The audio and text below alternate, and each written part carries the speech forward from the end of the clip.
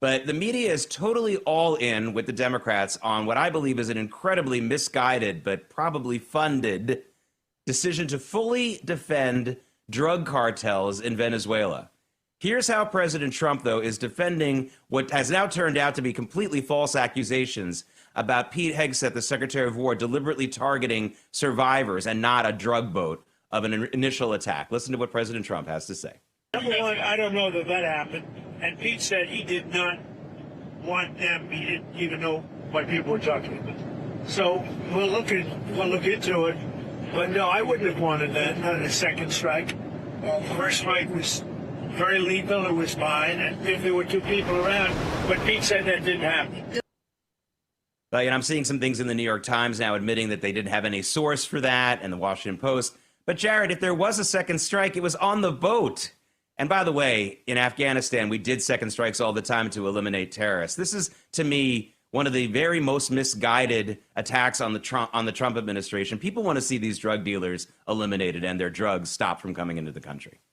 Yeah, it's very much like the Maryland man story, the Kilmar Abrego Garcia, where ultimately Democrats are defending something that the vast majority of Americans find absolutely reprehensible. These drugs and narcotics that are being brought into the United States has killed so many Americans over the last decade. And of course, Venezuela has been a huge part of that. They very intentionally wanted to do damage to the health and well-being of the American people. They're very happy to aid these drug boats and these narcotics traffickers. So yeah, it's quite a position Democrats have put themselves in. They want to say that they are standing for the law and for order, but at the end of the day, I mean, of course, in this case, I think that a lot of the facts of the case are going to exonerate Pete Hegseth, the Secretary of War, and the reality is they're coming to the defense of people that I think most people across the globe see as reprehensible, as terrible people who've done damage to too many. So where Democrats are ultimately going at this, I think they want to, of course, create dissension within the ranks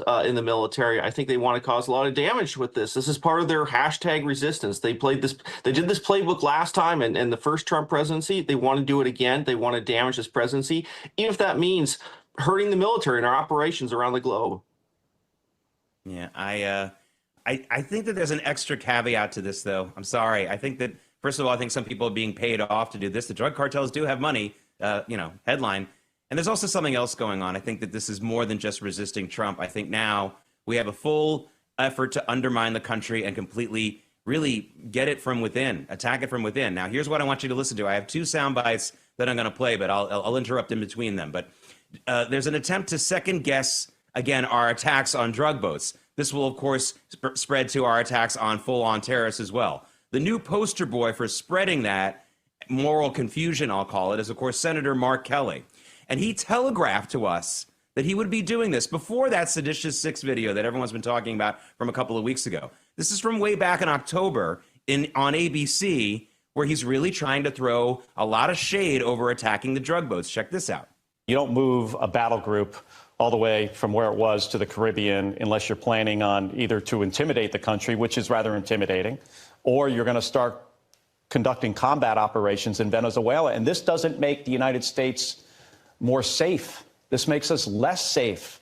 I mean, starting a war against Venezuela over what is a law enforcement action does not make any sense.